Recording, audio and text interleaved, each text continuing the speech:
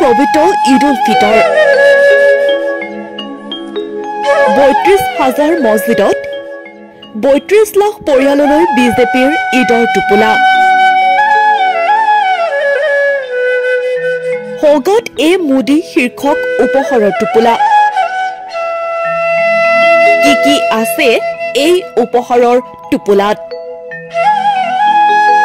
সমাগত ইছলাম ধৰ্মাৱলম্বী লোকৰ ঈদ উল ফিতৰ ঈদ বুলি ক'লে ইছলাম ধৰ্মাৱলম্বী লোকসকলৰ মাজত দেখিবলৈ পোৱা যায় আনন্দ উল্লাস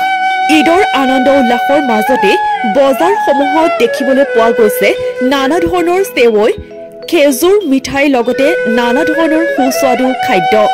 তাৰ মাজতে দেশৰ মুছলমান লোকসকললৈ মোদীৰ বৃহৎ উপহাৰ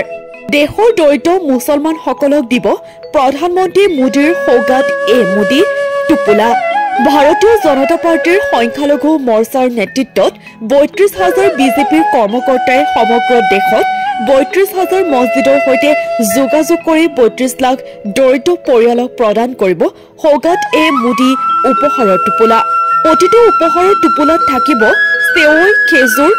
মেৱা চেনি কাপোৰ আদি দেশৰ দৰিদ্ৰ পৰিয়ালসকলে ঈদ উদযাপনৰ ক্ষেত্ৰত যাতে পিছ নপৰে তাৰ বাবে এই সৌগাত মোদী পদক্ষেপ নিউজ ডেস্ক এনি টক্স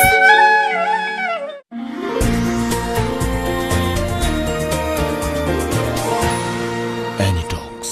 হুতৰ বিপৰীতে ৰাইজৰ স্বাৰ্থ